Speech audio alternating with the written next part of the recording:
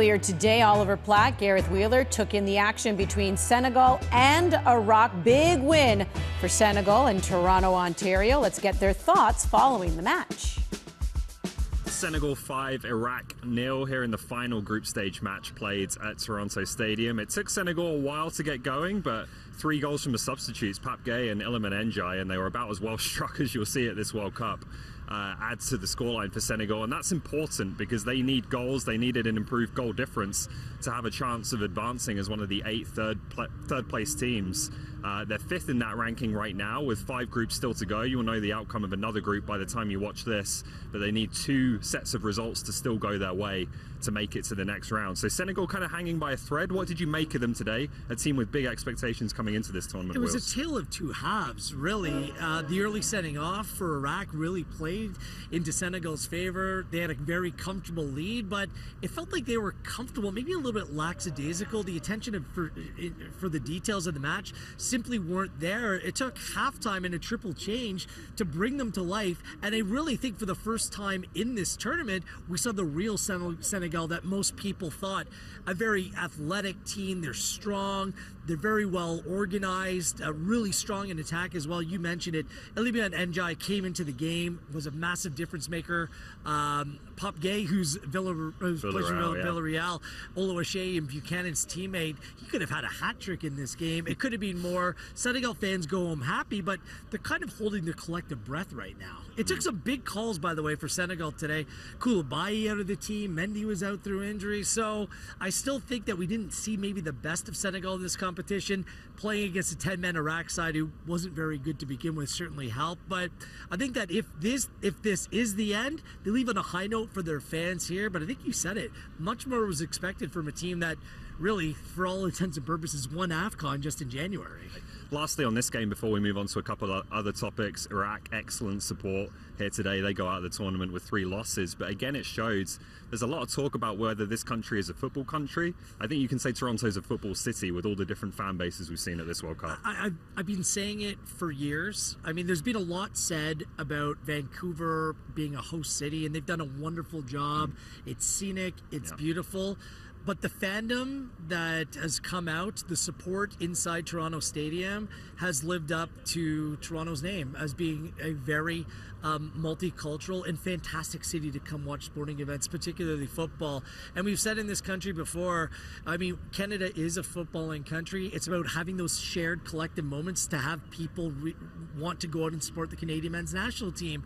But you just saw the passionate support from the Iraqi fan base today, which was really cool because we've seen Croatia, a number of African countries. Germany was great as well, but this was the first Asian or Middle Eastern country, and the support, even when the team was suffering through difficult moments, it was wonderful to see. You see the pride that they have in their homeland and what it meant for them just to be participating in a group like this. Look, it was never going to end well being in a group with France, Norway, and Senegal, but it meant so much more to that. And even coming out of the stadium, the Iraqi support was still in full voice. It was really wonderful to see. And Toronto, whatever that round of 32 fixture will be, I think we're going to be in for something special because the stakes are even higher. So shout out to the Iraqi support. The Senegal support was really good as well. So we've seen it across the board here at Toronto Stadium, but all this was to be as expected in a city like this. Last one before we go here, just an overall assessment of the group stage, both in terms of the quality of the football you've seen, but also obviously the first time we've seen this format as well with 48 teams. And they're going to say, Wheels, why were you so cynical heading in? Like, predictably so. I was cynical because 48-team World Cup is unquestionably much more watered down.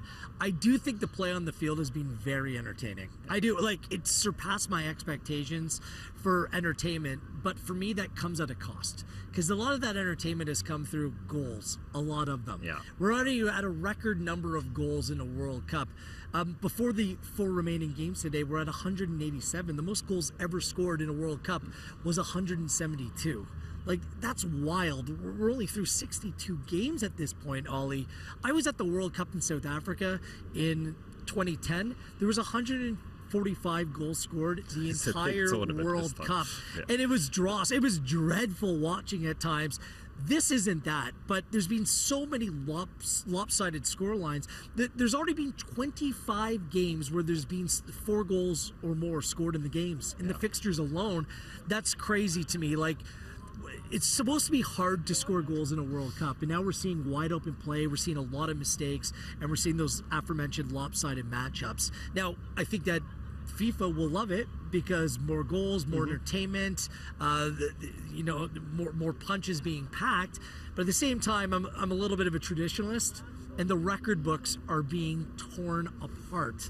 Like Gert Muller, Jules Fontaine, Pele, like 14, 13, 12 goals. Like, I remember the day when you're like, is anyone going to, Miroslav Klose, like, eclipsing those totals with 15? Like, that seemed like a huge number. Blown out of the water. And now goals are just being scored for fun, and it's going to completely shift the way that the record books look. I don't love that. If FIFA are fine with kind of turning that page from the history to the present day era, it's kind of like the juiced up ball era in Major League Baseball when all the home runs were being hit. Now we have a juiced up field with 48 teams in the World Cup, and it's just changing the entire complexion. So whether it's Canada, you heard this out of Canada Camp quite a lot, that history is being made. Well, history requires context. Yeah. And the context of getting out in a 48-team tournament to a 32-team knockout stage, everything is different. So I think there'll be the pre-2026 era and the post-2026 era when we're talking about World Cups in the record books, at the very least. Yeah, it is very different. I do think it's been very entertaining, but I will say, and probably towards the end of the second round of games, and certainly now in the third round, I'm ready for some real jeopardy. Yes. And we'll get it in some of these last group stage games, obviously, but it's felt like it's okay to draw. You can still get through as a third place team. I'm ready for some, elimination games, and we're going to get them here at Toronto Stadium. We're going to get one here in the round of 32. Could be Portugal and Cristiano Ronaldo. That's coming up here in Toronto. We'll send it back to you guys.